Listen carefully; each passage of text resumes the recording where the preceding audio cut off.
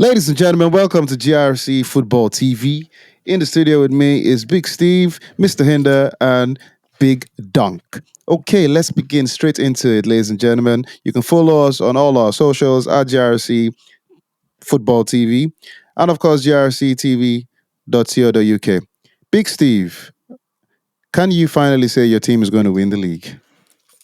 No, because they're going up against Man City. What does that even mean? Man City struggled over this weekend, which we'll talk about. But today, you could definitely say was arguably the best Arsenal performance this season and in a very long time. I wouldn't go so far as to say a very long time. They dominated They dominated the team they played, which is a good sign. That is probably one of your competitors. So to go there and actually to put in the dominant performance that we did was really good. We played well against Tottenham, Liverpool, but today I think was a much more of a statement to actually go away and do it at another team's ground and not give them a sniff. I can't remember Ramsdale even having to make a save. It was just really dominant, even though Chelsea were poor. But yeah, good performance from Arsenal. Oh, very good performance. Big Dunk, would you say trust the process is definitely trustworthy now? Do you think, because you have been one man that has actually called out that Arteta has the brains and he can make things work. So it takes a big man, as we all know, to accept credit for his own words. So would you say Arteta has turned it around? And of course, these guys are now title contenders since nobody wants to admit that they can win the league. No one's going to admit they're going to win the league after 14 games, JJ. So again, like Steve said, like Man City are right there. What are they? 2 points behind? Like until they're not there over the shoulder of Arsenal, like with a few games to go, that's when Arsenal fans can get a bit excited about potentially winning the league. But yeah, Arteta, I gave him praise last season. Like even though I understand the Arsenal lads were not happy about missing out on the Champions League, but again, I'm less invested in Arsenal and like the individual results and what's going on, so I could take a step back and just look at it. And yeah, and I just like the way he was building his squad, getting in some youngsters. And again, this season he's getting more out of the players he's got. Very similar to Eddie Howe. You know, he can only aspire to be as good as Eddie Howe.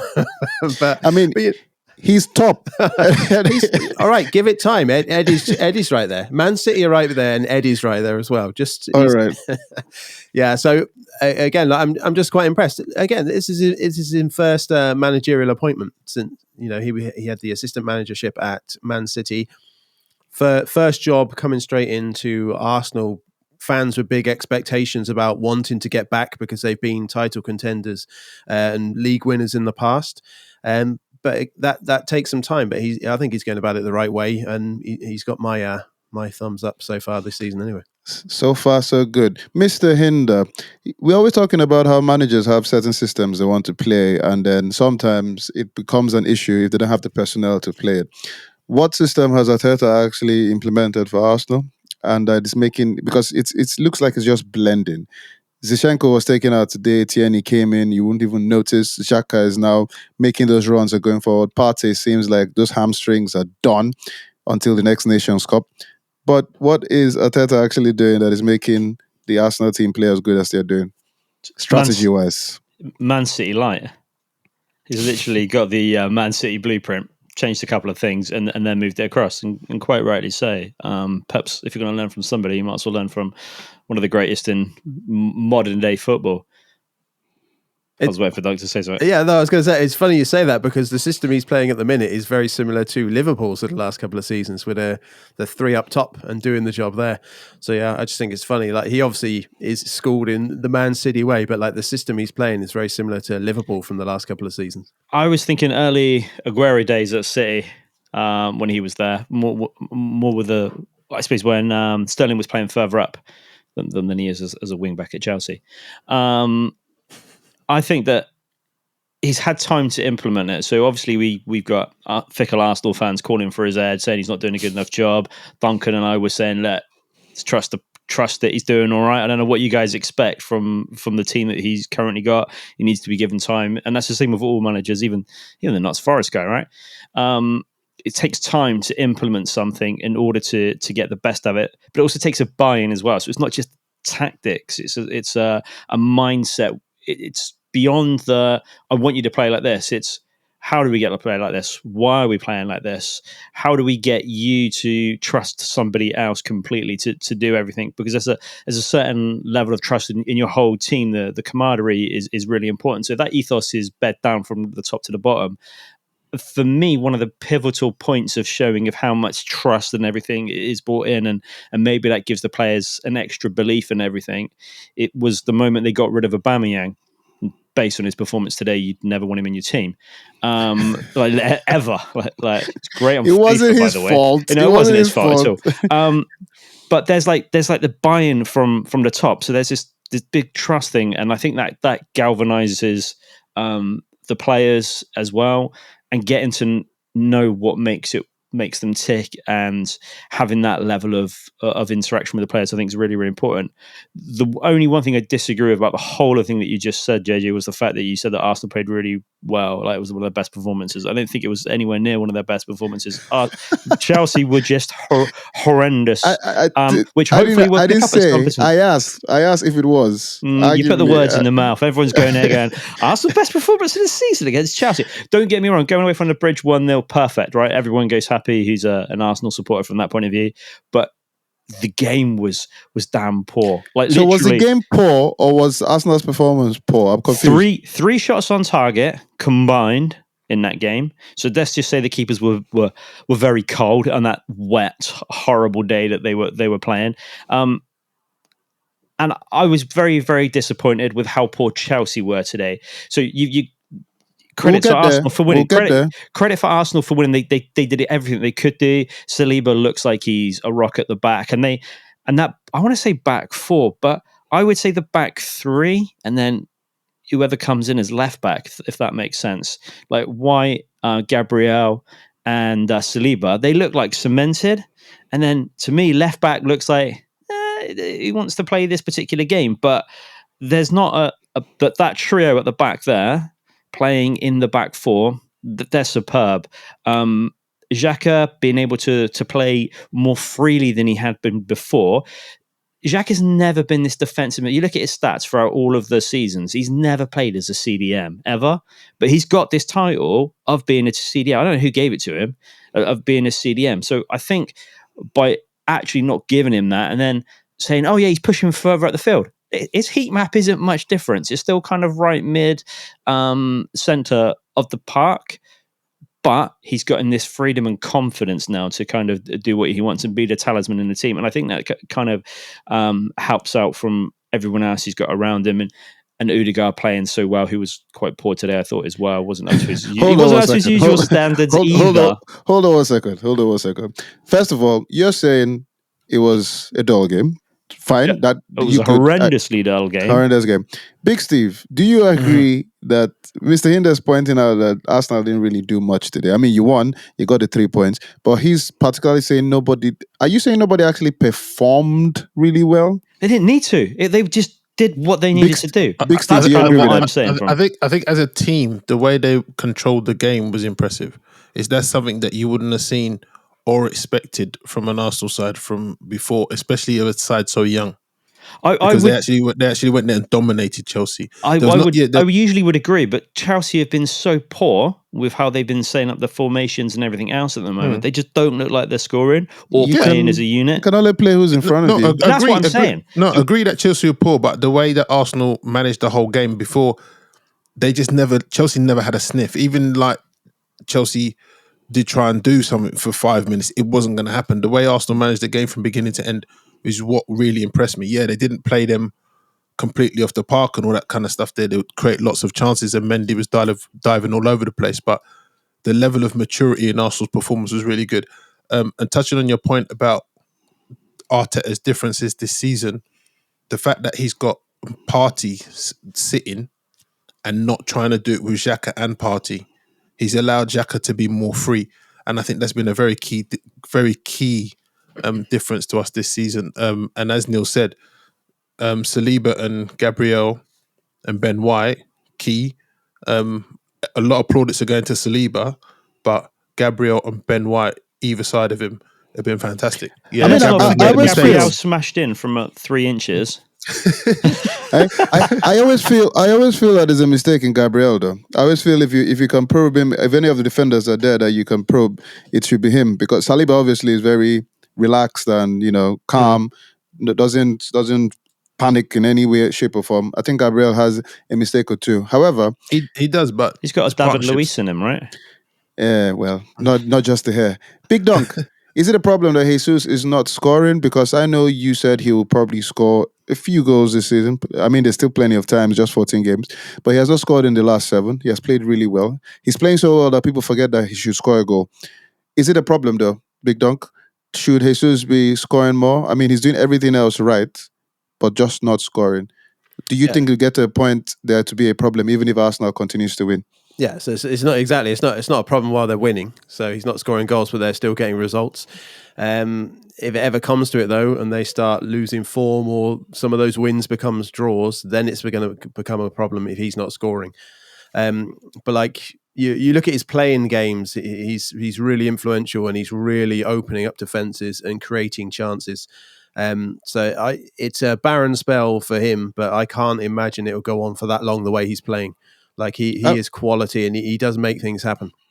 I mean, the chances are coming. It's just, for example, the last game against Nottingham Forest, he had 1 or 2 chances that he should score, but he couldn't. But he's doing everything else well.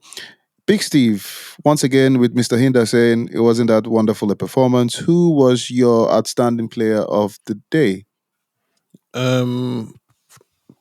It's probably between Saliba and Jesus, to be honest, because there's some hold up play that Jesus done was just really, really good. But Saliba at the back was just solid. He done everything that he needed to do. But I'll say Saliba. Saliba. Well, Arsenal is looking good. They have 12 wins, 1 draw, and 1 loss. Lost to Manchester United. Just putting it out there, just in case anybody has forgotten. Just so you guys know. Yes, Donk. Yeah, I forgot to say, like, it's not a problem, Gabriel Jesus not scoring at a minute, because Neil had a word with Saka and he got him to up his game. And if Neil hadn't have done that, then it would have been a problem. So, I think Arsenal fans have got a lot to thank Neil for. They should be thanking me a lot for that. But the problem is, I think I might have to have another word because his right-footed shot today went into like row Z, right? And I think he was about he basically played in real life like I've been playing a FIFA for the last week and a half. He literally missed from yards, which I thought was really, really poor. I disagree with you. Steve said was man of the match. I think Gabriel was definitely by far the best player on the pitch today. He breeds Gabriel confidence. the defender. Yeah. Oh, okay. He breeds confidence in that team. Ali Saliba's getting the plaudits, but I think he's allowed to do that because of how steady that Gabriel actually is at the back.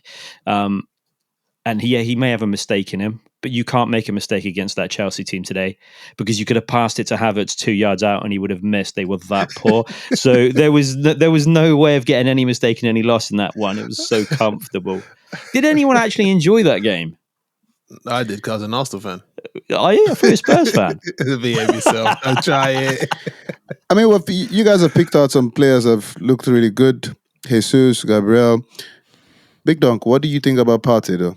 I think he had apart from that one yellow card tackle, I think he had a very good game, as in probably one of the best you see from a defensive player going forward, making things look good for Xhaka. If he continues like this, and if Arsenal continues like this, because everybody seems to be playing their position really well, it'll be hard to pick a player of the season for Arsenal. Even Zinchenko coming back and going into the middle and helping out. It's just Arteta's things are coming into play, Big Donk.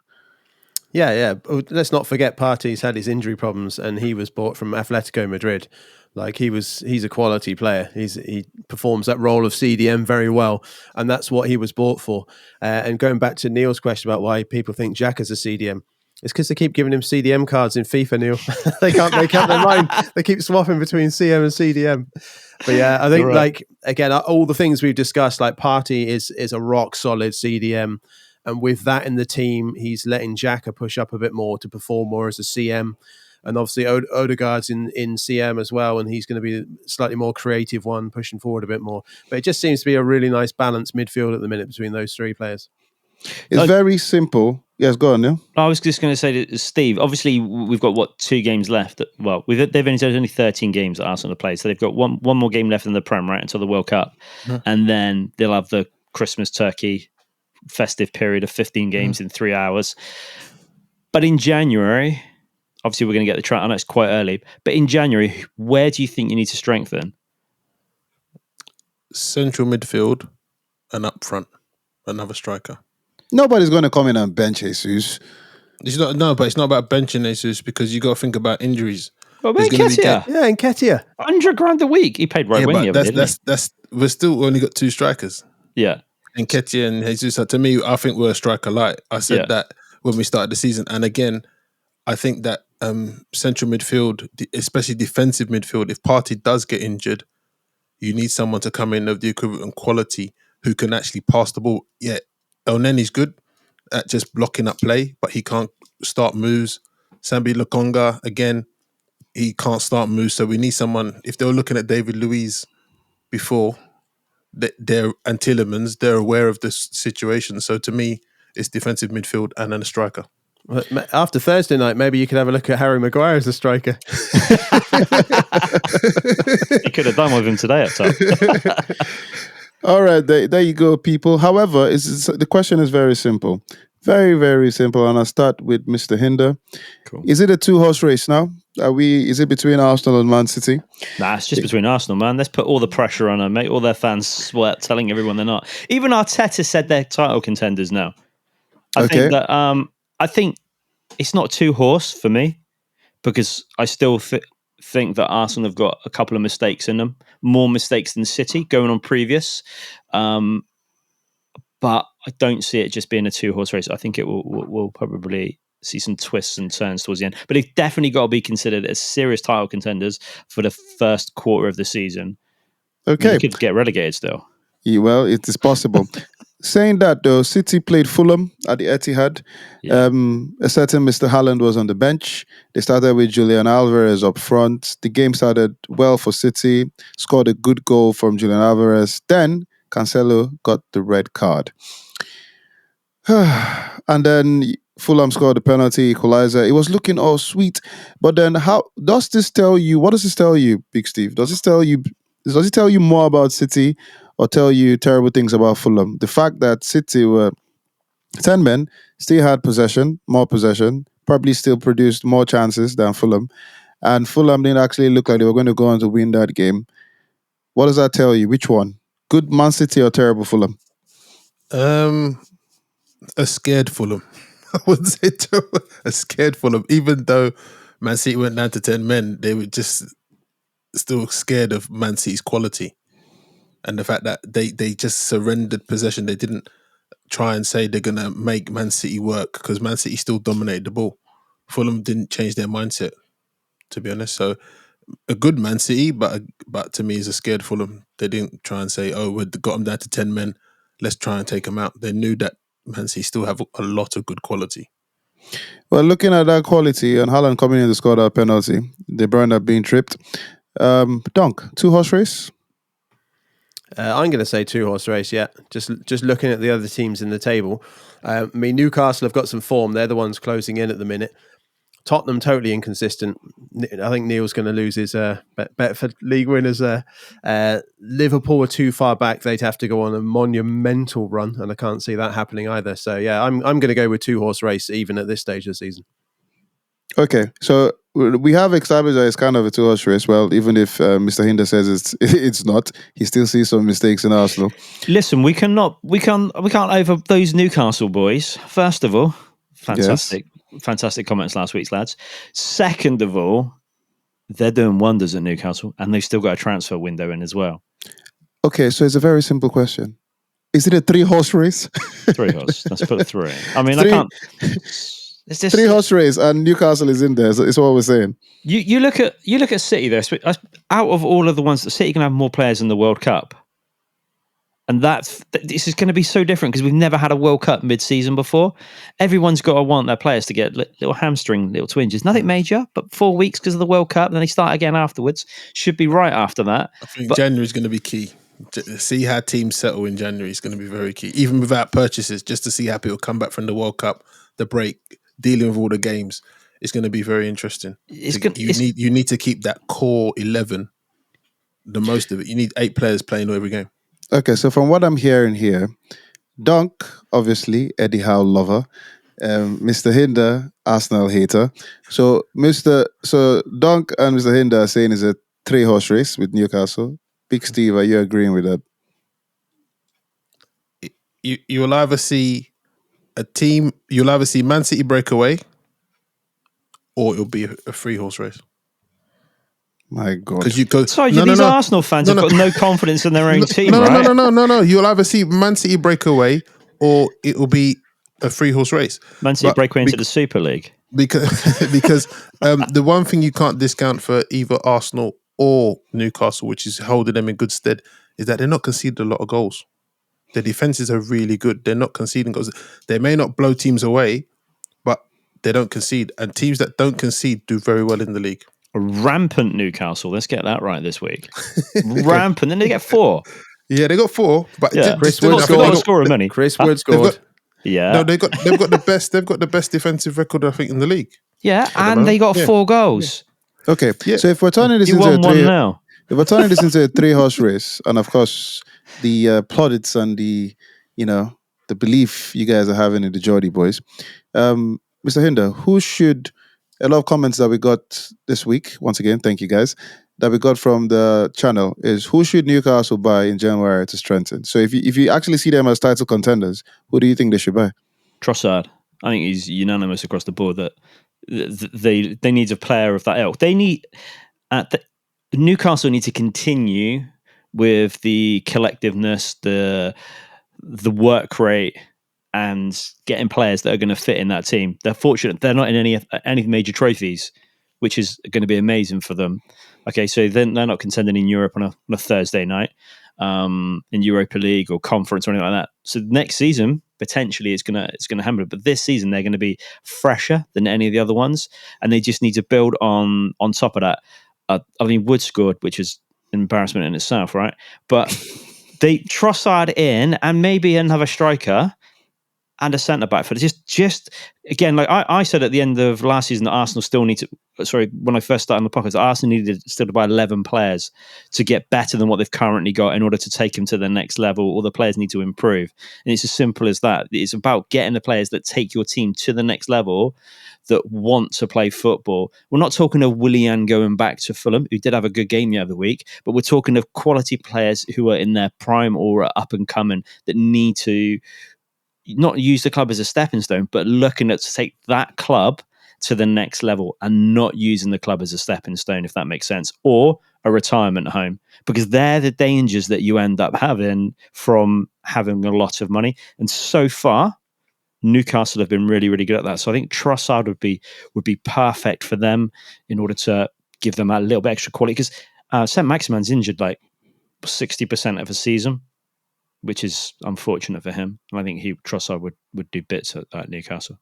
Okay, well, going back to Man City, Dunk, is Man City now a 2-man team, De Bruyne and Haaland? Because the way things are looking and the way they're trying to play through a focal point with Haaland, it was obvious that, yes, they were 10 men.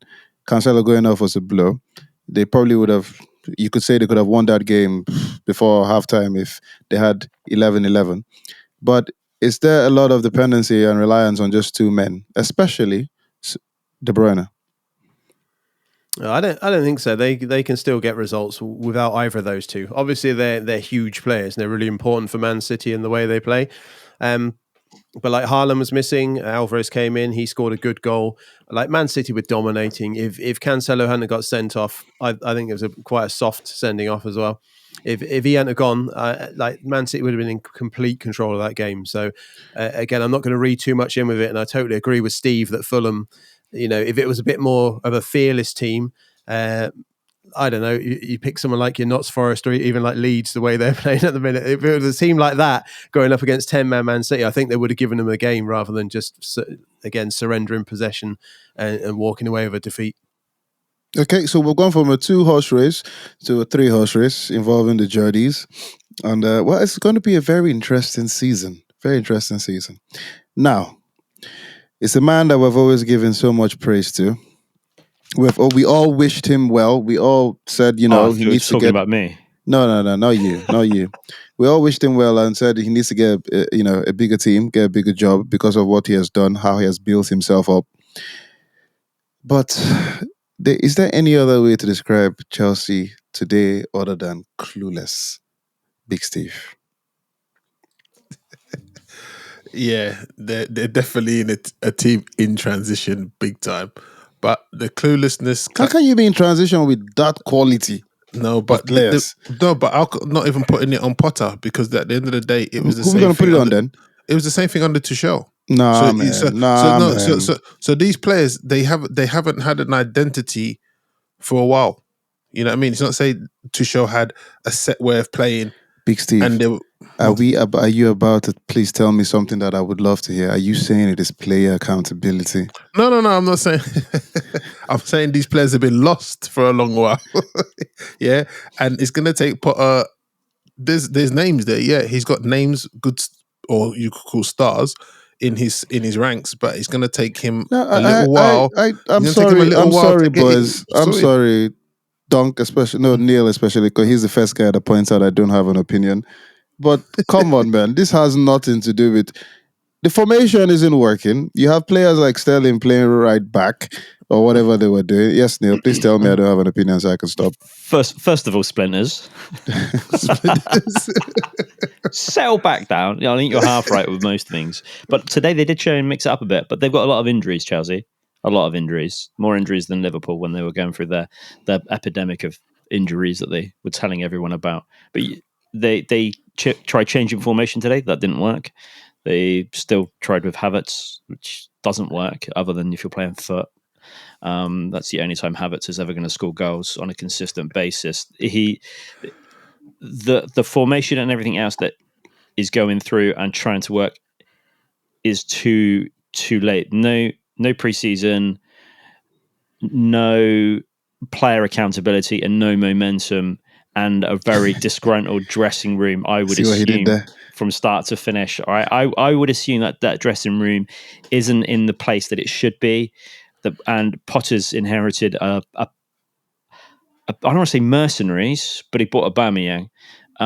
So we're not talking again players to take you to that next level, players that are in their prime, players that are looking to build up. You asked Duncan earlier if Man City were a two-man team. You got those two men. You don't. Why not use them to as much as you possibly can? Because they're that good week in and week out. You don't really see De Bruyne having a bad game or Haaland having a bad game because they put in the effort. Even when Haaland touched the ball like 3 touches in a game, he still scored a goal. So like it's about being in the right place and putting in the work effort.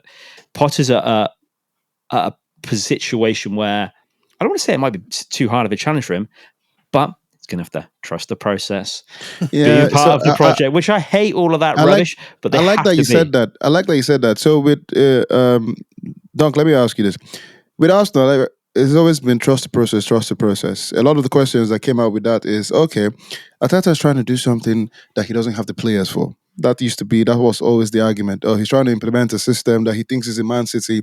So you could see a system that could potentially work if he had the players to do it. Yes, fair enough. This is just Chelsea's second loss on the Porter in the Premier League, but we're not seeing anything. Are you actually seeing a system that could work? And then you go, oh yeah, maybe he doesn't have the players. But from what he's trying to do, Sterling playing pretty much, like Cucurella playing, I don't know what he was doing. What is Potter trying to implement? What is the process we're supposed to trust with Chelsea?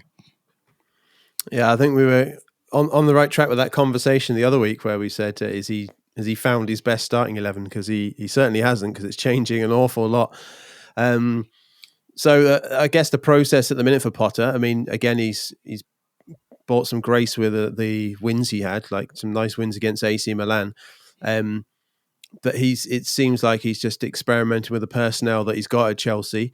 But I think, like Steve said, the problems were there under Tuchel. Like this group of players hasn't really performed particularly well, like for a long time now. And Player like Neil said, accountability. he's inherited Aubameyang, who I have to say I'm delighted he had an awful game against Arsenal. Considering the way, like I'm not down with this way. Like a player acts that poorly to get a move away from the club, and then like he's supposed to be celebrated. So yeah, I'm delighted he had a poor game. So I was just about to ask Big Steve, how did you feel inside seeing Aubameyang not actually play well and being subbed? I just didn't want him to score. Well, actually, no. Part of me wanted him to score because apparently he had this whole celebration worked out to go in front of the Arsenal bench and put on a mask or something like that. I Apparently. really wanted him to score so much. I wanted so him I to Adebayor it. I was hoping that he Adebayor it for the whole day. I wanted him to score just to see what the reaction was going to be. Yeah. But the fact that feel he you. didn't play well, I'm not surprised, to be honest. No, I think we're being a bit harsh on Adebayor. He didn't play bad. There was just bad nothing side. there, right? They were just all poor. It wasn't like he was the fault of this. I think Potter has to figure out what he wants to play, and then he needs to figure out how he gets to that in the situation we're in. And I'm assuming, again, massive assumption, Chelsea fans, you can correct me otherwise, this is going to be 3 or 4 steps back, right? And I don't mean that in a bad way, but 3 or 4 steps back to try and strip that team out, strip it down to a club that looks like it's going to be back on the up, because they've done so well with how they were doing it, but Potter isn't the type of man that you get in to go out and spend £100 million on 3 different players, right? So you that's have a bit that. harsh. No, I mean that in the nicest possible way. Potter isn't somebody that doesn't want to have a long-term commitment to that and go, I just need to sign the best of whoever's going to sell the most shirts. Kind of like, I don't want to say like the Real Madrid, Chelsea have turned into kind of in England, right? They churn over the managers and they sign the top players, and they've done really well from it, and it's worked really well. But for me, and I don't know how the Chelsea fans, you don't get Potter in to be that type of guy because he wasn't up at the top of the echelons of management. So are you saying much kudos? Are you saying you get him as a manager to grow slowly, to build? Yeah, you're looking at a 5-year project or 3-year or something to change. The Potter situation is similar to what Arteta walked into at Arsenal. When they've changed the whole all the senior management positions, the technical director, whoever they had, they've changed all of that. And the owners come in and said, oh, he must have said, this is what I want to do by getting Potter in. So he's got to give him grace because none of those players that are playing there were signed by Potter. Yeah, he's changed the technical director, as I said, the person who makes signings. So they have to have a long-term project because otherwise it would make no sense. Can I ask you both, Duncan and Big Steve, a question? Because you've both kind of said a similar thing, but with different words. You said grace, Steve, and I think, Dunk, you said he's bought some time.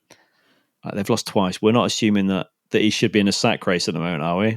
It kind of it alluded to it. I'm not saying that it was, but it kind of alluded to the fact of Potter maybe his days are going to look numbered. That's not the case, is it? No, I think I'm thinking. Would you be surprised if they sack him? Chelsea under Abramovich. That's what I'm thinking. Chelsea under Abramovich. I'm hoping under the new guy, he's seeing more sense. Yeah, and he knows that he's got Potter in for a reason. Yeah.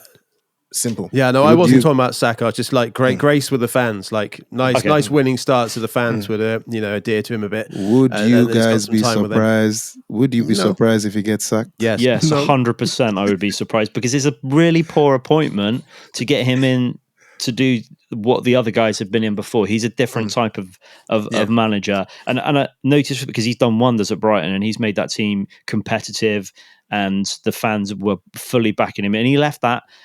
I say a comfortable job because he was doing so well that he had grace there. Like he could have lost 30 games and had some decent grace, right?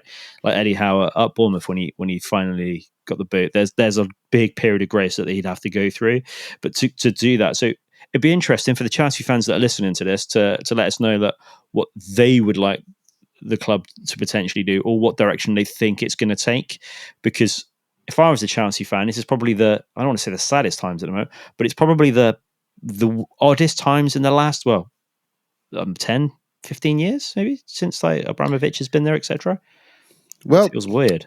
Time will tell. Potter, let's see if they give him some time. It's only his second loss, and hopefully with new management and new board members and all that good stuff at Chelsea, they might actually give Potter some time, before we actually start talking about him being sacked or, trusting a different process.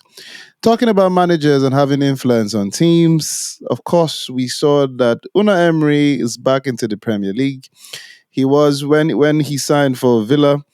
I was thinking he turned down the Newcastle job. Apparently, he said he wasn't ready to come back. He didn't think it was a project that was interesting, but he sees Villa as interesting, and he had a very good start against Manchester United. Big dunk. What do you think? What do you think Unai Emery's goal will be? Just to keep them up, or do you think because he has some good European experience and know-how, do you actually want to see if they can get into some sort of European competition? Oh, but a manager like Emery, he's never going to come in with the ambition of just keeping them up. I mean, like we've been saying about Arsenal, we're only 14 games into the season. Villa, they're near the bottom of the pile there. It's quite bunched up. It's not an awful long way to go to the European spots. Without the table in front of me, it's probably like whatever it's like 6 or 7 points, is it, between relegation and maybe sixth place, something like that. So there's hardly anything in it at all at this stage. So they're bulk mid-table with regards to being in the Europa as well as relegation. Just had a look for you, Dunk. Just spot on, man. Okay, cool. So Emery, he's got pedigree. He's got pedigree in European competition. So that's part of the reason he's going to get jobs. But obviously, he's got those teams that he's managed into Europe. So I think with Villa this season, he's definitely going to be. I would say his ambition would be top half, pushing on for those European spots, maybe a cup in spot in the Europa, maybe the Europa Conference, just to get them warmed up into Europe. But he's definitely got the managerial ability to bring them onto there. I don't know how much influence you can say like he has over the game when the day he starts his job.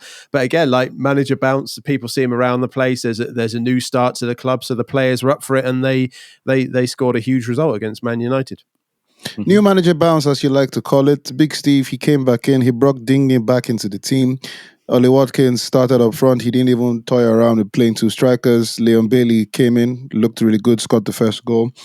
So is Unai Emery telling us, look, my approach is simple. I'm going to come in. I want to try and win games with the players I have. And is this a big showing in terms of the quality of players Villa had? So, for example, Leon Bailey has been there. Ramsey was brought back into the team. Could we take a step back and say Gerrard got to a point? I know Mr. Hinder believes he lost the dressing room, or was it just a tactical strategy that Gerrard didn't seem like he had? Because, I mean, it's just one game with Emery, fine, or is it player accountability? Dun, dun, dun. It's always player accountability because they're the 11 players on the pitch. So Emery's got a very definite style of how his teams play. So he's come in and he wouldn't look at the personnel and say, this is the style the players are going to fit to. Gerrard was more figuring out, tweaking it, reacting to results. Emery's going to keep his style no matter what the results are. He'll live and die by it. That's it. I agree with Neil in saying that Gerrard did have issues in the dressing room. That's why they went down. When they started the season, they went down because of stuff that happened off the pitch, in my view. But yeah, Emery's going to come in and I think he'll do a good job. What I do find interesting is that he was prepared to take the Villa job and not take the Newcastle job. Not unless he thought it was too far up north. Well, at the time Newcastle were in relegation, he was doing well with Villarreal in Europe. So he probably didn't think, what's the point going to try and get this team back up? He probably didn't understand what the, money situation would be with the players. However, going back, touching on the point that Big Steve just mentioned about Emery and having a particular style, was it a case that the style he had at Arsenal did not work with the players he had, Mr. Hinder, or he wasn't given enough time? He signed for Villa because Villa and Villarreal are very similar names, and that is the only name he can pronounce, I believe, is why he's gone there. Arsenal fans never took a liking to him. There was an instant dislike. There was never that was probably the worst thing. There wasn't this instant, Emery, we're going to make Emery one of our own. It didn't. And I think that was probably, from the start, it was never looking good. And they didn't give him time. They didn't really want him. and I think that was pretty much why it went wrong. He's come into a Villa team with, and I did say it, Steven Gerrard completely lost the dressing room, and he didn't make the point or wasn't supported by the board. I don't know enough of the ins and outs of what went on, but there wasn't this global back-in of like when Aubameyang and Arsenal fell out, Aubameyang's gone, right? Mings was still there. Who'd you get rid of, Mings or Gerrard? So Mings is still there, Gerrard's gone. Obvious, called it ages ago that was going to be the case. He made some big changes today to that team with regards to, like Steve said, playing one up top. Ollie Watkins playing. He put Lucas Digne back in. He dropped Ashley, 45-year-old young, from left back, who, in the nicest possible way, probably shouldn't be starting 70% of games. He should be a great squad player, great to have around, but he's in that area of his career where he shouldn't be your main man to go to, regardless of how good that he thinks he is. Ramsey, I think we called it last year that he had a great season. He looked like he was going to be up on there. Bailey's got great pace on the width, and you've got Watkins up top who misses probably more than he should, but it's definitely a good handful. Had he had form before, he would have been a good look in for England as far as I'm concerned, because I think he's got what it takes in order to go that. So all in all, I think the Villa package was a lot more appealing than Newcastle. There was a lot of stuff about the Newcastle takeover at the time, what was happening there. Villarreal was nice, it was comfortable, so you leave that. Let's not get too excited about the Villa win, which was also great, and hopefully they've got the new manager bounce and some momentum. There's no player accountability because he's got Gerrard's gone. But United, I'm not going to slag them off completely. They were missing their only midfielder, and then Donny van der Beek in, right? So Fernandes was injured, I think, wasn't he, or suspended? Nope. 2 yellow cards, so he missed. He was suspended for the game. So you're missing your whole midfield, because Casemiro and Eriksen I wouldn't trust without being completely guided throughout that whole game. They won't do what they should be doing. They need constant attention. De Gea had a stinker of a game, and Rashford this season has either been hot or really, really poor. And that's literally, Rashford doesn't have a middling game, does he? Where you go, oh, you know what, he's been all right that game. He's either been really, really good scoring goals for you, or he's just absent throughout that game. So I'll put the blame on Fernandes being out of the team. And also having Lindelof at the back. But yeah, De Gea was poor. You can't say De Gea wasn't poor. Before we go into Man United, because I watched the game, and before you go into Man United, no, not yet. I've only ever been close to crying once in my life in football, and that's why I don't support the team ever again. If in case you're wondering, it's the Nigerian team. Anyway, moving back, before we get into Man United and what they did or what they didn't do, Emery, you have mentioned he has a particular way of playing. Let's not get too excited. And Villa have had 3 managers in a year, so it is possible. So Dean Smith, Steven Gerrard, and now have Unai Emery. So we could possibly say that they don't mess about when it comes to letting go of a manager. And Donk has said, with Unai Emery's credentials, it would be just keeping them up might not be good enough. So if he goes, after starting so well against Man United, and then let's say he goes into that, because Villa like this, they seem to have this thing that where they go 5-6 games without winning a game. Is there potential of us seeing Unai Emery actually gone before the end of the season, or by the end of the season, if they don't do well? No. I'm thinking you should get a job on Fox News, JJ, for these leading questions you keep coming up with. No. If they got rid of him, where did they go next? They had to get rid of Dean Smith.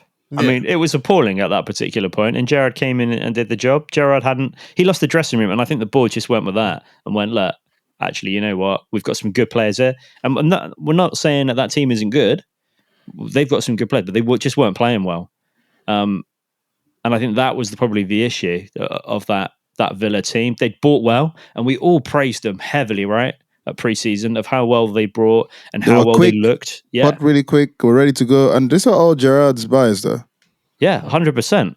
But Gerrard's no longer there because he was the easy option, and he didn't have them playing. It didn't seem right, and I think that's probably the issue. Emery's got a good pedigree as well. I know Gerrard did okay in Scotland, and it's not hard to do well in Scotland if you're Celtic or Rangers manager in the nicest possible way.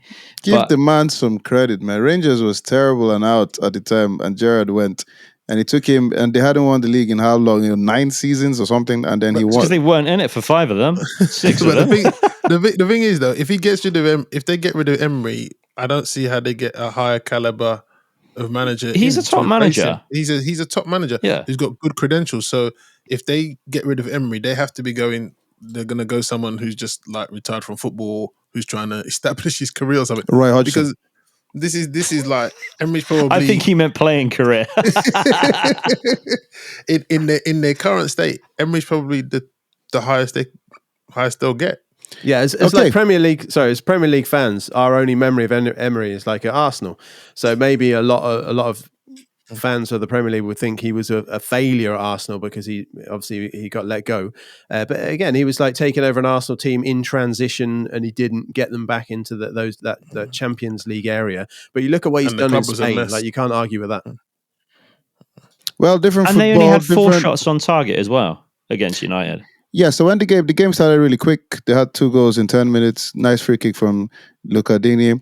Man United actually did not play bad. However, this is the question I keep asking. When you have managers that set up systems, and then when you have certain systems that I believe is set up on personnel.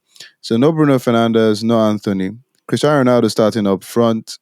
So the games it brings us back to the argument. So games that Rashford have started up front, there's a better press. Then you have the individual brilliance from Anthony and, Bruno Fernandes holding the midfield, Eriksen and Casemiro.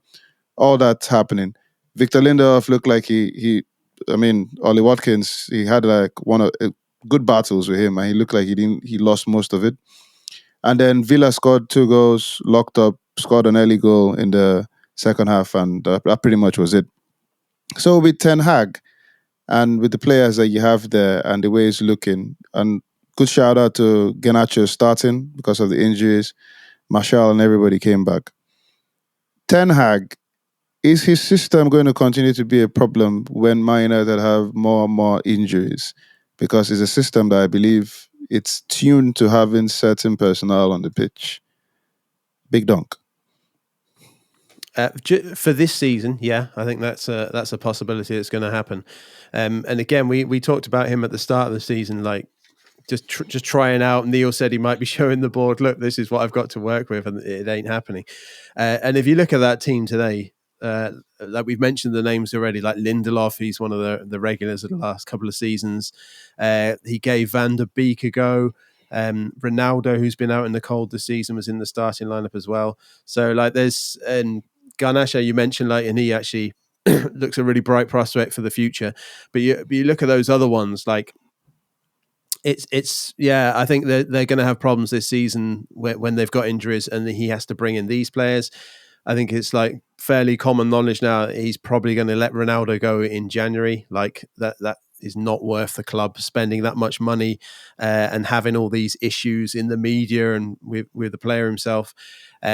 So I think in January we'll probably see him try and get another 1 or 2 players in that fit into that system, or he's really got to get to work on the youngsters and try and bring some of those through. Well, staying on that game, go on, Neil.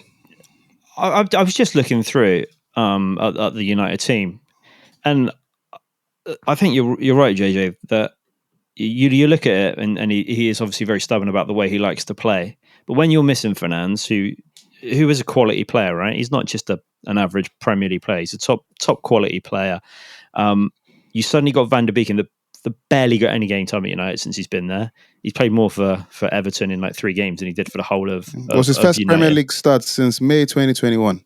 which is ridiculous. He's then got Lindelof playing at the back, who, yeah, he's a backup centre back, right? He's never your first man centre back. I know Varane was out injured, and he's a massive gap. And then you're playing Ronaldo up, and Rashford's playing bad. He's left Rashford on for the whole game. Ridiculous, and he wasn't playing well for the whole game. But you've got Fred, right? I know that he's not everyone's cup of tea, but he's going to hold and he's going to help out from the start. Unless he's then gone and think of, you know what, we don't need to press them. We can outpass them and outplay them. And in fairness, maybe you could have done with Fernandes in there and Ronaldo at top. But as you weren't, it seems really silly not to put Fred in that team and take out Ericsson and go, right, do you know what? Just have a little bit of holding because Lindelof is a little bit suspect at the back and we just need to be careful. Harry Maguire played the other day up front for a little bit, right? So why he must be fit enough to play in the back. Do you not want him? No, the difference is, I mean, but the situation with Fred is Man United go down 2 goals, boom, in the first 11 minutes. So he's left on his attacking players that he has. So he has left Ericsson on. Oh no, I 100% agree but I'm asking why he's not in from the start. That's to me the problem. It's not Fred in from the start. Yeah, instead of Ericsson. Well, if Fred was in, I think because Van der Beek actually played in Europa, had a good game against Sociedad. So he probably thought, let me maintain the momentum because usually he plays Bruno Fernandes, Ericsson, but that was a poor game as well, right? Well, it wasn't. You got the win. It wasn't. It wasn't the best game of football, games, was it? And that's kind of what I'm thinking. Like, you've got to be pragmatic. He knew they had a new manager. He knew there's going to be some little bit of joy at the club going into that game of trying to impress. And then you got Van der Beek playing behind Ronaldo. Like, that's just crazy. You'd have Ericsson playing behind Ronaldo. At least he can pick a pass out of like how you want. Van der Beek should be the engine in midfield. So I don't understand his thinking. Martial not playing. Just come back from injury. But he's always coming back from injury, isn't he? He must be used to that by now, right? But Rashford not playing well, and you've also got Ronaldo. If Ronaldo does leave, it leaves a giant hole up top that they need to fill with top quality strikers. Now, United's philosophy has always been they want to buy a 30-plus goal scorer in there. And that's age and goals that they'll get per season. So Aubameyang leaving Chelsea at Christmas, potentially go to United. It may be on the cards at the moment. That would be that guy would definitely have to be a superhero if he can do that, man. That would be amazing. That's Arsenal, Barcelona, Chelsea, Man United. That mask needs to come out. I'll tell you one thing before we move on, is that one thing I didn't understand, wasn't Ronaldo captain today? Yeah, he was, yeah. Yeah. That doesn't make any sense. Yeah, of course he does. He just petulantly walks down the pitch and then they give him the captain's armband. It could be. It sends a bad message. It could be. Right? Well, I don't know about a bad message. It could have been any other player, but I think it was just a case of maybe, when you're trying to. I'm not saying I agree with it. I'm just saying it could be one of those things. Senior player, biggest boy player on the pitch, let me give it to you. Maybe that'll step up your game in one way and you get to inspire everybody. But who would the players follow? That's one of the questions that you need to ask on the pitch. Who else would have held the captain armband to, rally the players? Even if Ronaldo is the biggest head in the world, right? You're playing with Ronaldo. He's still one of the GOATs, regardless. All right? He's done everything. I'd be running for him. Like all day. I would do his running for him because I know that he can put his foot, like Ruud van Nistelrooy did, or his head on it, at that right particular moment if I can get that ball to him. So for everyone else not to do the work for a player of his caliber, and because the manager's already made the decision to play him, right? So the manager's made that decision for it, but everyone else has to do his running because he doesn't do it. And if he wants to play pressing, that's what they have to do, and that's the negative habit. Or you play a slightly different style and have him in and play to Ronaldo's strengths. Right? I think there was 20 crosses in the game, and I think only 4 of them were found throughout that whole one. He's the best header of the ball in the world. Yeah, still at 37 years old, he can still jump 7 meters higher than anyone else. Right? It's insane of how good he is, and yet the he big needs chance some he missed was a header. It was, yeah, but they would have lost anyway. It wouldn't have made a difference. The big chance he missed was a header, and it wasn't actually a high cross. But yeah. However, staying on that game, one of the things I want to talk about, and I'll start with Dunk. Dunk loves England. With all the injuries that's happening, and people not, at one point we spoke about Ben White and James Milner playing fullback. Shouldn't Matty Cash get a mention for England? Matty Cash? Yeah. Am I? Doesn't he play for Poland? Yeah. Does he? Yeah, he does. He does. Yeah. I think he does. Oh, really? Breaking news for JJ. So we can give him a mention. It is breaking news for me. I thought he was an English team. No. I didn't know he played for Poland. Yeah, no, he plays for Poland. Yeah, I'm a Polish host. family. I'm not supposed to check this thing, but I have no opinion. And that's what I'm sticking with. That's what In that That's what I'm case, sticking JJ, with. I'm sorry to have to break that to you. All right. Thank you. Immigration, don't go for Matikash. He's boys. All right, there you go. Una Emery, big bounce, good start for the Villa. Hopefully, we'll see what happens for the rest of the season. Let's see if he can turn things around and they can forget about Steven Gerrard real soon. Leicester played Everton at weekend. Leicester finally out of the bottom three, beating Everton away. Tilleman, amazing goal. Leicester looked like the Leicester of before. All the mention was about James Maddison, man of the match, had a very superb game. Injuries happening to the England squad. The question is very simple, ladies and gentlemen. So simple. Should Maddison be in the squad? That's one for England. And should he actually start? Big Steve, I'll start with you. I know Neil will probably attack the guy because he doesn't like him. And Dunk, I don't know. Dunk could probably tell me he's from Ireland. But Big Steve, should Madison be in Yes the and England yes. squad? Yes Should he and start? yes. Yes and yes. Should be in the squad and should start. When I look at all the other people that are potentially he's competing against, they're all off form. Foden, Grealish, Mason Mount, Sterling, they're all Statistically, off form he has better numbers than every single everybody else. midfielder. But the Yeah. question now is, and Jimmy Floyd Hasselbank mentioned this, he's a player that you have to play the team around.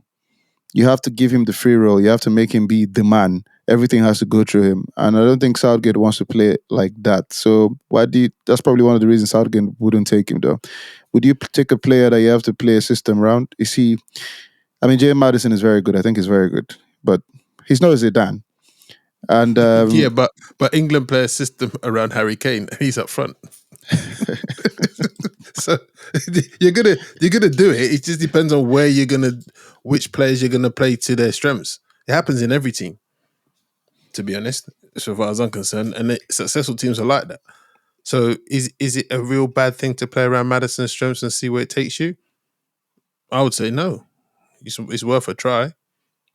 Mr. Hinder, do you agree? I mean, I take him to the World Cup 100%, but I'm not necessarily sure I'm going to be starting him. And that's no disrespect to Maddison. I think he's having a cracking season with a team that's performed well under their capabilities. Unless they're keeping faith in Rodgers, either because they can't afford it or because they've actually got faith to keep him in with him. Or they have nice owners. Yeah, that's what I'm saying. So they've either got faith or they couldn't afford to sack him. Those are two rumours that I've heard. Not really sure which one, but whichever one it is, hopefully it will play out dividends for them because he's not a bad manager and he will get the best out of the players. And they were just going through one of those dips, and it was just a longer dip than I think anyone maybe expected. He's got great numbers this season, James Maddison. I think the problem we have with when we're looking at the World Cup is it's in a really crap time of year. I know it's obvious that it's near Christmas, it's November, but we haven't got a whole season to judge somebody on. We're judging somebody on 2 or 3 months worth of football, right? Of James, they're in the bottom half of the league.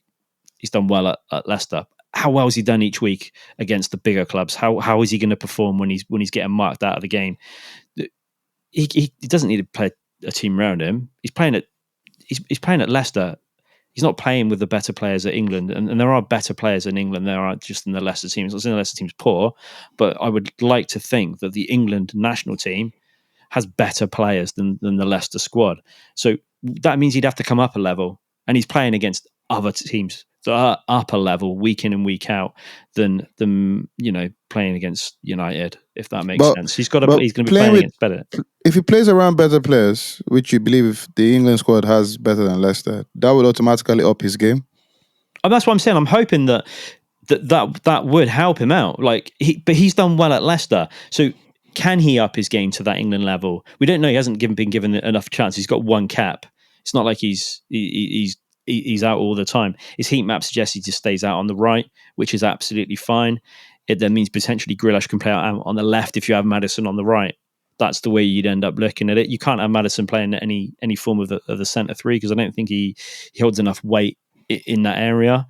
Doesn't cross prolifically enough to have. He doesn't. His crosses they're less than 20% for his stat. I've got stats. His crosses aren't good enough in order for potentially that Harry Kane to Why score is it enough that goals from them. especially I'm going to back an argument of a stat, right? when Mr. Hinder is not like a big fan of a player, he runs so quickly to stats. No, Maddison, I'm taking him to the World Cup. I've got no problem with him going in. I'm just saying he needs to bring his game up. He's got 6 goals. He's doing really well in the Leicester team, but you have to translate that to the England game. And if he had done this for the whole season, end of the season, and he was continuously performing like he's performing now, then maybe you start him. But the problem is, he's been playing for a poor Leicester team and looking good, and a very poor Leicester team, right? Can he then take it? I'm a massive thing of you've got to be performing at the top level. we know. I did the same with Ivan Toney, right? We definitely know. The problem is, for the past few seasons, Maddison has been top player for Leicester. I mean, we all know that one of the reasons Southgate probably has some, I don't know, I won't call it a personal issue, but ever since the man said he was ill and they saw him at the casino playing stuff, that has been the end. Dunk, you're a massive ex-lover of Southgate, so we all know that you don't like the guy. That sounds a bit sus there, JJ. You might want to rephrase that. So, but thinking about, I know you think Southgate doesn't have much in terms of systems and strategy, but is there one that could see James Maddison be key for England? And do you agree with Mr. Hinder in terms of he needs to step up his levels compared to what he's already doing now? Well, first, the debate, like, it's ridiculous that we even have to have this debate. Should he be in this squad? Like, absolutely, he should be in the squad. Like, 100%. I think we've all said that here. Can he get in the starting lineup for England in the World Cup? He's making a very strong case. And like you just said, Southgate's got it in for him since that casino incident. He has to make a case apparently twice as strong as some other players. But you look at form this season, the Sky Sports video you're talking about with Jimmy Floyd Hasselbank, they showed the stats. Like, he's got the most goals, the most assists, clear of like any other players attacking midfielders in the Premier League. So I'd say he's really pushing a case to go in that starting lineup. And again, you look at form, who would you rather have in that England lineup? Would you rather have Maddison sat in behind Harry Kane, or would you rather have Mason Mount? Why are you putting Mount there? That's a bit harsh, isn't it? That's where Mount plays for England. But I wasn't even putting Mount in my team. Like, he's not bad. You're like, him or Mason. It's like saying him or Harry Maguire, and I'm like, that's who Southgate puts there. You could say, change it another way and say Maddison. Who else would start ahead of Madison on form? Yeah. It depends where you're putting him, right? But I'm playing him behind Kane. Then when you put Foden there, no, because Foden, I'll probably push him out wide because that's what he does for City. Yeah, but Madison also plays. If you look at his heat map, at wide right. I'm gonna make this juicy. Big Steve, please give me a starting 11 with Maddison in for England. A starting 11 now. Come on, off the top of your head. 11. Make it juicy. How about a starting front four, like two wide players? Do that. Kane, 2 wide players, and someone in behind Kane. And Kane, Maddison, Saka down the left, Foden down the right. Saka down the right, Foden down the left. No, you've cemented it now. This is the problem with you Arsenal fans. You put Saka out of position and he's not playing where he should be. Declan Rice and Bellingham in midfield. Trippier left back. He walked out. He got pulled out of the game today with injury. I don't know if Walker's gonna make it. But I'll probably go Ben White, right back. Centre backs, I don't bloody know. Centre backs is hard. Allow me on that one. Okay, so we're in agreement that he should go, but Mr. Hind doesn't think he should start. I think he's got to make a big. Yeah, I mean, I think we all agree that he should be at the World Cup 100%. Mm-hmm. But you're the only one that doesn't agree he should start. I don't think it's. He hasn't got enough time to convince him to start, and I think he's got enough time to convince me that he should be starting. Oh wow! There you go, ladies and gentlemen. The stats. To get it, we just. Oh no, I'm 100% the most agree. goals for an attacking midfielder in the Premier League. To get into England, you have to convince Mr. Hinder. Yeah, but he scored the most goals at Leicester. So That's even more impressive. We had this discussion about Ivan Toney. If you were scoring that many goals for a lower league poor team, you're doing twice as good as someone who's doing it for Man City or Liverpool. That doesn't mean to say you are, though, are you? Because you might not be able to do it at that club. Like, they play in a different style of football. Like, Foden doesn't score as many goals. Grealish doesn't score as many goals, but they've got Haaland in the team, and they've got De Bruyne doing all the assists. Doesn't mean to say they're not playing as well or working as hard. They're just in a different system with better players. Like, Haaland walks into every team in the Prem. So, you've got no chance. So you have to suit him out. It's hard to say that Maddison would be better up top right than you would have as Saka, because Saka's top of the league, right? So Steve's putting Saka there. But would I want to play a player behind Kane? No. Kane's dropping too deep as it is. I want to play a player in front of Kane. Southgate does. If you think about it. But I'm not sure that we're going to play like that way this year. I think there's going to be some differences. I think we're going to mix it up. I think I'd have Grealish, Foden, and maybe Saka if I'm putting three across the middle. Maddison is going to be sitting on that bench for me. He's not going to be starting. He's going to be there 100%, but he's not up in the upper echelons of the league. And is he? Because Southgate might not take him. Oh no, for my team, I'm taking him. But I'm just saying that he has to really, really want to, and when he plays and gets the chance for England, right? And maybe you don't get two opportunities. Maybe you blow one and that's it.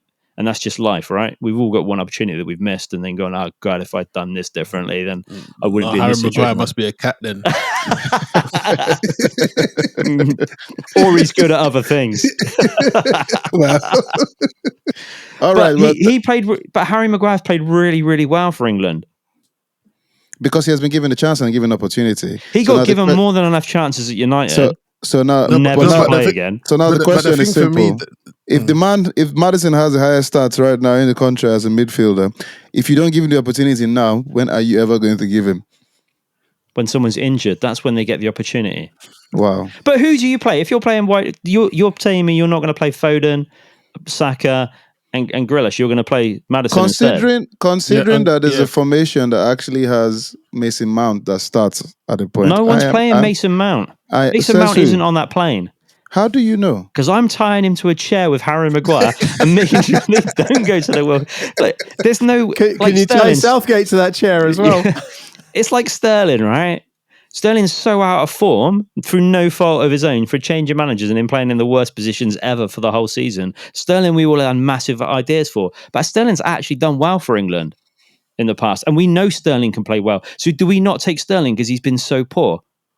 What do you guys think? Do you take Sterling? Sterling goes, but he's rubbish this season. Yeah, no. But do you see what I mean? Because I get what you're saying. And I'll take Sterling on the basis of that. His club situation's really bad, which is hurting his game, and historically what he's done. So midfield-wise, so Maddison do you take has Sterling? 6 If goals, you only right? got one place, Sterling or Maddison, who are you taking? I'll take Sterling. Point proved, JJ. They're taking. If it's one place, you didn't put Mount in the equation. Yes, I'm 100% agree. That means they're not starting him. That's what I'm saying. They're not starting him because they're still taking. He still wants to take Sterling because actually, although Sterling's been poor this season, you can't just drop somebody who actually has been good for your country and then go, "Oh, you've been a bit poor for your club." Yeah, of course he has, but. Sterling, it still has to go to that World Cup. And whether he plays with every game is another story, but he has to go because he's done that well and we know how good he can be. I don't know how you went from Maddison to Sterling. However, Sterling has 4 goals this season? And yes, we all understand that the situation in his club is not making him play well. But Maddison has 6. Statistically, which you love. But I'm not taking him on statistics. I've already told you that. What are you taking him on? I'm not taking him in front of Sterling. Sterling's still going. We're taking him in front of Mount. That's all we're taking him in front of. Okay, we'll do exactly what Mr. Hinder wants us to do. Doc, what was the question? Sorry? Wrap it up. What I was going to no question, just wrap it up. I'll wrap it up. Like, unfortunately, this dude has changed his comment. There was a top comment on the Everton-Leicester YouTube replay on Sky Sports, and he's changed his comment now, which is a shame. But I'll paraphrase what he said. He said, we all know what's going to happen at the World Cup. Southgate's going to pick the same players and we're going to play the same football and we're going to get knocked out on a whimper in like the quarterfinals or something. And you have players like Maddison sat at home And unfortunately, I agreed with like the whole sentiment of that comment. And Okay. Dunk, who are you taking? Sterling or Madison? Oh God. Let's wrap it up. It's Finish not on a that choice, one. Neil. I It take is. both. I It's take both one of them. choice. I take You're both of them. All right, you there you starting? go. James Madison should be on the plane, as we all agree. But Big Steve, To Qatar, not on holiday to Tenerife, right? Big Dog all believe that he should start. Mr. Hinder doesn't think he should. We shall see what Southgate does. Steve We've agreed wrapped he's it up. starting Sterling. No, you've wrapped up wrong. You've wrapped up wrong. We have wrapped it up. We have wrapped it up. Moving forward. When the edits come out. All right. It was a goal fest this weekend in the Premier League. And of course, we should start with the man that loves both teams, Leeds v Bournemouth, Dunk. Well, first of all, what a cracking advert for Premier League football. 7 goals. And I don't think, like, there might have been the odd one or two, but it wasn't through bad defending. It was through, like, good finishing. So I said last week, football's a silly game. I'm looking at the fixture there. I'm saying, could Bournemouth really beat Leeds at home? And then you start looking at the score. So Leeds get the early goal, then Bournemouth come back into it with 2 goals. And I'm just thinking, oh, here we go. Like Leeds are going to throw it away again. 3-1. That's it. Done and dusted. And then we get the monster comeback in the second half. But like just quickly on the first half there, like the Bournemouth goals were class. Billing came in and just absolutely placed it with power into the top corner. Solanke scored a nonchalant little back heel, like when the ball came across. Great goal. What's he on now, Neil? Is it 2? He's still got time. Still got time to make double figures. We're only 14. A quarter of a season gone. It could even be 3. Yeah. So, and then Bournemouth got their third near the start of the second half. I thought it was over, but Leeds produced a cracking comeback. Greenwood, one of the youngsters, again, I think I said last week about Jesse Marsh giving the youngsters some chances. He's been giving it with Somerville. Greenwood got a chance today and scored an absolute perler from outside the box. Nice cold shot. Cooper, who was out for the start of the season, got a goal from a header to get us back to 3-3. And then we just kept going. And right near the end there, Somerville gets another winner, like in the same week after getting the Liverpool one. So, yeah, I'm just obviously... It's quite confusing when you say we, because I don't know who you're talking about. Because Leeds is the team. I moved to Bournemouth when I was 8, so I got a soft spot for Bournemouth. I follow them. But if you asked me to pick a winner, which you did last week, JJ, I did. I did. I do have 2 questions for you. Bournemouth giving away a 2-goal lead again. One of the things that you said was, it was Spurs. I didn't expect Bournemouth to win, but you did expect them to win against Leeds. So how did they throw that away? And then what does Leeds actually need to do to actually seal that defense? Because going forward, we know that they're very good to do that. But even under Bielsa, they couldn't just maintain a good foundation of defending and then actually going forward to attack. So Bournemouth, 2-goal lead given away. What's the story here, man? Yeah, that's just poor from Bournemouth. If you're 3-1 up into the second half and they scored right near the start of the second half, you should have the momentum. And even if you held out for a draw, to lose it, that'd be pretty galling for them. So I can't really pinpoint what happened with them, other than just saying that Leeds were really up for it and they really went for them in the second half. It's kind of similar to like Spurs, where Spurs keep starting sloppily in the first half and then really going for it in the second half, that kind of thing. So yeah, Bournemouth will be really disappointed with that. With regards to Leeds defence, we need a left back. Like I've been saying that before in terms of defence. You just want Firpo out, don't you? Like I don't think you'll find, and I said this at the end of last season, I don't think you'll find a Leeds fan that is a supporter of Firpo or a fan of his play. We were talking about planes a minute ago. I think most people like to see Firpo on a plane and just sent somewhere else. We get rid of him to another club, because he has been fairly poor since we bought him. Probably the same criticism that like Spurs fans have of Emerson Royal. Like those two are not popular in English football. So yeah, Leeds need a left back. Cooper's back, which is nice. Strauch has been playing left back like all season, and he's a centre back. So he's just been filling in a bit like Byrne at Newcastle, except maybe not as successfully. all white right back at Arsenal, right? Yeah, he's been doing quite a good job too. Yeah, so we do need like a proper left back. Ayling's come back from injury as well at right back, and we bought Christensen.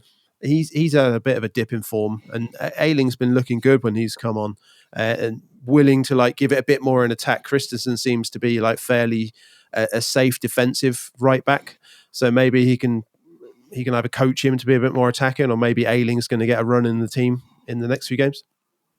Okay, well, Leeds v Bournemouth, very good game for the neutral. Good advert for the Premier League, as you've said. We shall see what happens moving forward. One more game left in Premier League for those two teams. Tottenham v Liverpool. It was good to see Harry Kane on the score sheet when he was in the penalty. Mr. Hinder. Yeah, I mean, again, not a great game of football. I watched this one in pain. In pain, I tell you. Two teams not realising. I think Klopp mixing it up was I want to say a stroke of genius, putting Nunez out wide and Salah out wide with Firmino at top. Firmino's the forgotten guy at Liverpool, and probably doesn't get enough credit for how good he actually is. Salah was superb today. His in front of goal, he was good. Dyer's setup, what a header. What a header, right? Literally, I don't think he could have picked them out any better had he known he was there. This is why England centre-backs are so... We struggle so much with centre-backs, because they're poor decision-making. And the one thing that I learned at school when playing football was get rid, right? Don't head it back if you're 30 yards from goal. Well, 35, it might have been 40 yards from goal. It was that far away. Like, you look before you do anything. It was poor. They did try and get back into the game.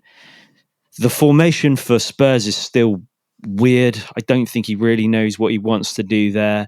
I say they're going for a transition. I think Perisic was playing up top. I think Kane's goal was great. He did finish it well. Maybe the keeper could have done a little bit better on that side of things. Trent Alexander-Arnold try to defend a couple of points in the game. I'd say try. Got away with it a couple of times, but he was trying to look a bit more solid. That Spurs team were grinding out results. That grinding out has now come to an end, and there needs to be a sharpening of the pestle and mortar. Otherwise, they're not going to grind anything out for the rest of the season other than a mid-table mediocrity, because they look void of confidence, void of ideas. I can't believe Conte's taken it all off them from the way that he's changing the formation, etc. But they definitely need something in there to give them that pep, back it up. But Klopp, yeah, fair play to him. Thiago being back in that team, he knows what he's doing, and like we said it before, like the midfield is the struggle there. It wasn't necessarily strikers; it was the midfield that's the struggle at Liverpool. There's not enough effort and work rate. But today, with Thiago back in that team, he's organising, and the organisation is the key, right? Klopp can do everything on the side of it, puts him in, but I still think they need to strengthen that area of the park. But all in all, that wasn't a game that you want to watch as a purist and go, "Oh, what a game!" It was wet and dismal. Better than the Arsenal game, but still poor. I mean, the good thing for Spurs is that Kulusevski is back. Instant impact when he came on as a sub. Good assist for Kane. You're 2-0 down, though. I think that the issue is when you're down by that far, you've got nothing to lose. It doesn't mean you can impact the game. Yeah, it means you've got nothing to lose, right? You're going on with just go and do something, right? It's not 4-0 down, go and hold it up. It's like go and do something. It doesn't matter what you do, you have to do something. It's a message to get on of go and make a difference. It's a positive impact to have. And you're 2-0 down, you're not really, unless you're, Bournemouth and Leeds are coming on, you're not really think you're going to get back into the game. So you're trying your best, but there's no pressure, is there? And that's a really easy thing to come on for. So I mean, if you actually think the players sit down there saying, "Oh, we're two goes down, so I have nothing to lose," they don't. They understand that. Like the Fulham game, Man City. We said Man City went down to 10 men, and Fulham didn't take the game to them. There was too much trepidation that goes through the players. That they're just normal people. They'll still think that they're not going to win the game. The impact and the mindfulness of a player is key, and the psychology of players is way more important now than we ever put on in the past. It's like one of the most important things, and getting that right makes a massive difference. And a player coming on 2-0 down going, "Can you just do something?" He's like, There's no pressure on me. We've already lost the game. We've got nothing to lose. I'm coming on to try and do something. And if it goes wrong, he goes off the pitch. It doesn't make a difference. They've already lost the game. He goes on and he goes, all right. That's a massive amount of pressure lifted from him. Welcome back, Kulevski. We'll see how many runs you get before the World Cup. Okay, Well, one? Southampton, Newcastle. What's there to say, man? On form side, playing against the side that's got no form. Expected result. Was impressed by the way, by the amount of goals Newcastle scored. They looked good again. Almiron probably must be the most informed player in the league at the moment. 7-7. The guy, even his goal, I was a bit confused when just before he finished because I didn't know The defender if he beat slipped. the defender. Yeah, I thought he put the defender down, but the defender slipped. But yeah, a good finish.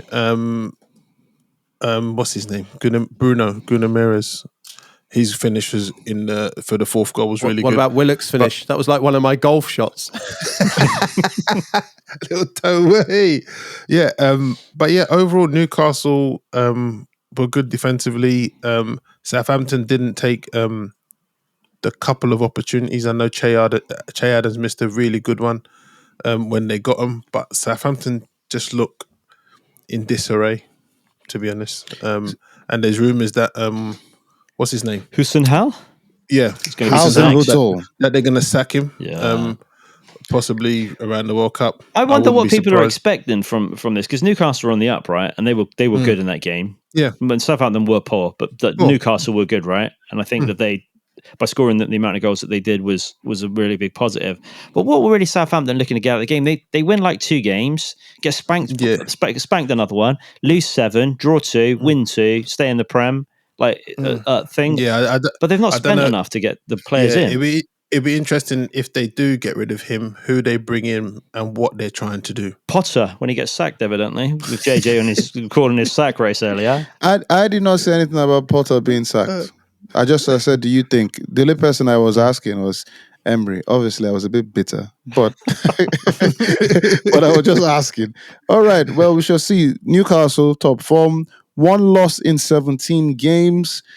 Eddie Howe, I don't even want to ask Dunk about Eddie Howe because he will just go on and on. He's got a tattoo.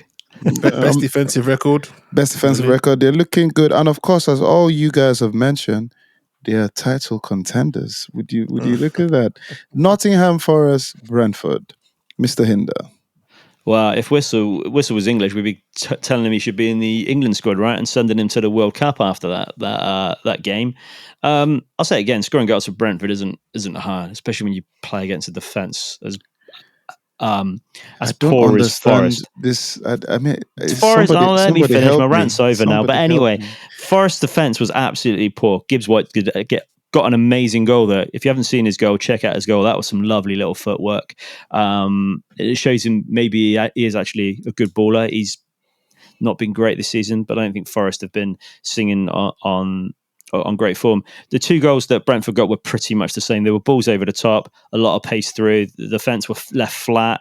It was a bit sad, really, to see how similar. I know the one was the pen, but it was just poor from Forest on that point of view. Game was all right, actually, to be fair. I think Forest will feel that they need to be more resolute from start to finish, and they need to start getting some of that Arsenal team spirit in there of figuring out how they're going to grind out some of these results and what they're going to do.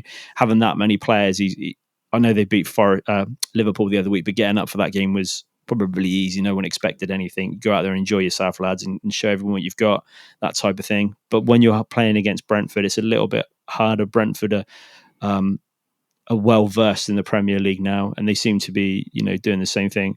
But yeah, Whistler seems pretty decent. I was quite impressed with him. And if you haven't seen the goals, go and have a look at the goals. He's got a lot of pace. Yes, ladies and gentlemen, for you to have a wonderful career, you better make sure you impress Mr. Hinder. If not, there's nothing. And your levels must be very high. Levels should always be high in the Prem. Yes. You're playing at the best of the best. And this is what really I find funny, right? Saka's miss was horrendous, yeah, for Arsenal. But these are the best players in the world, right? So we're not just talking of like a little bit better. They're like scouted early and they play football non-stop. And then they're not just League Two good, or like when you see your mate who plays semi-pro, who's pretty damn decent, right? And then you see someone that plays League, you're like, good. But now they're next level, they're Premier League good. And then you're suddenly like, these are the top players. And yet, Zinchenko let the ball run through his arms on a throw-in, right? Which was quite funny. And then Saka misses it. You're like, but you're the best. You're the best of like I can do that on a Sunday, and it's just funny that we don't expect. But the highness of the quality of the players is just obscene of like how good they are compared to like normal people playing football. But there's still errors. So continuously being the best of what you can be is really, really important. Look at Dele Alli at Besiktas, right? And when we all thought he was going to be the next Gaza, literally failing everywhere, and that is a shame to get to that level and not be able to maintain it or push on is it's upsetting. And as an English fan, I find it upsetting. Dele Alli or Mount? Two What, in the away starting lineup wins. for Besiktas? Both of them. Two away wins for Brighton and Crystal Palace. Dunk. Yeah, start with the Brighton game. I think that scoreline was very flattering to Wolves, even with the red card. Brighton fairly dominated that game. They were over 70% possession, way more chances. They controlled the game. Wolves got back into it. Nice goal by Gwedge. Bit of composure there. He was on his way down, but managed to toe poke it past the keeper. Their other goal, I'm getting fed up with these VAR handballs. Like, what on earth is a defender supposed to do? Like, when they are you supposed to jump like this with your hands beside you? Like, it's ridiculous. If you're going up for a jump, you're jumping up to get height, and they keep being given saying it's an unnatural position for hands to be in. But yeah, I think it's ruining some games. But anyway, that was Wolves' second goal. But Brighton were good value for the win.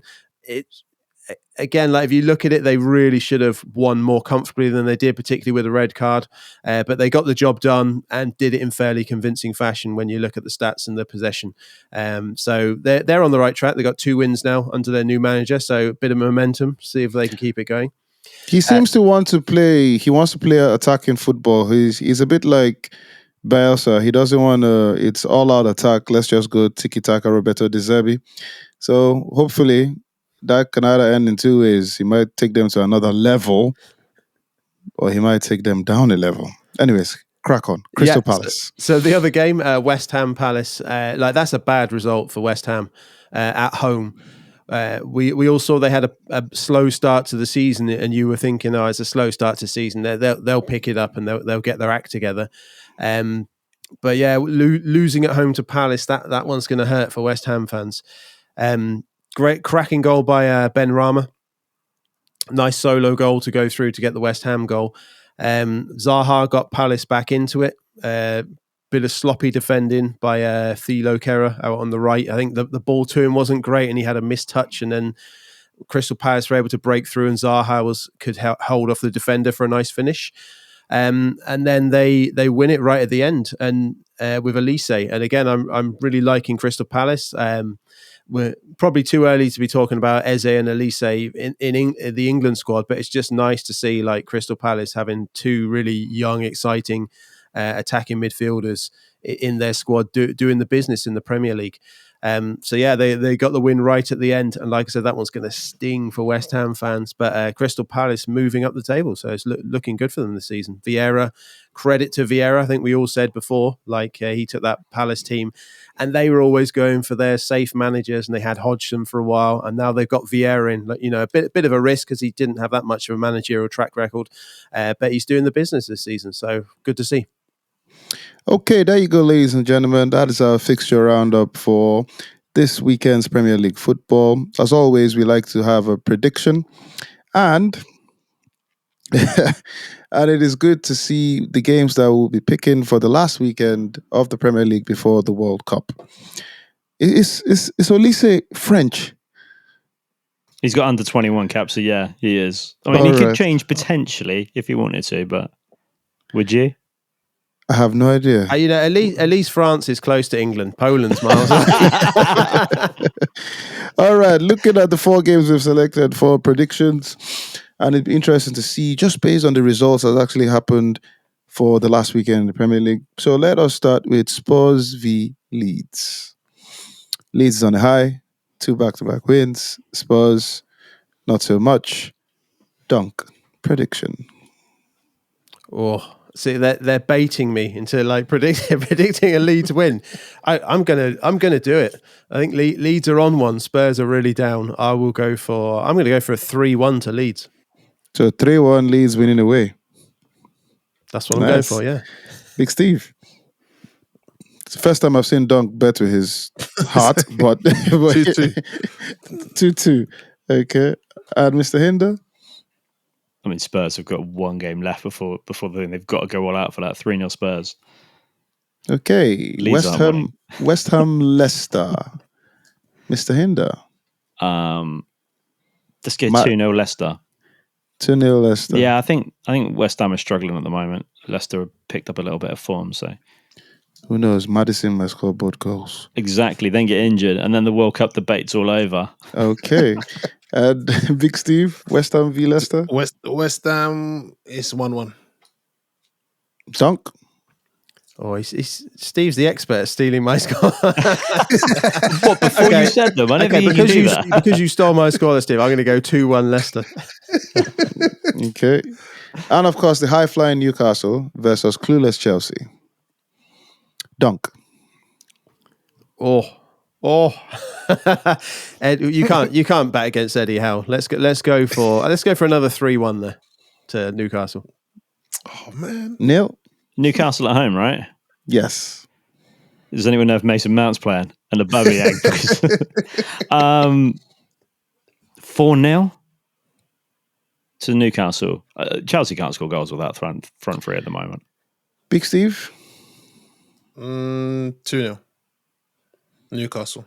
Do you ever think that we would be picking Newcastle to roll over Chelsea that easily? You wouldn't have done. No, it's ridiculous. When Asprilla played. I love those days. And of course, the last game on the prediction, Bournemouth v Everton. Steve. Go on, steal his score again. I'll give you a clue. I highly doubt that. He hates Fat Frank. I know. But I think it's going to be 1-1. 1-1. Yeah, 1-1.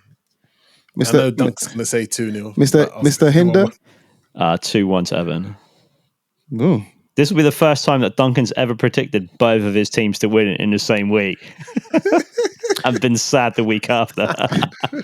And Dunk? I got nothing to lose now in the prediction league. Let's go for a Bournemouth 3-1.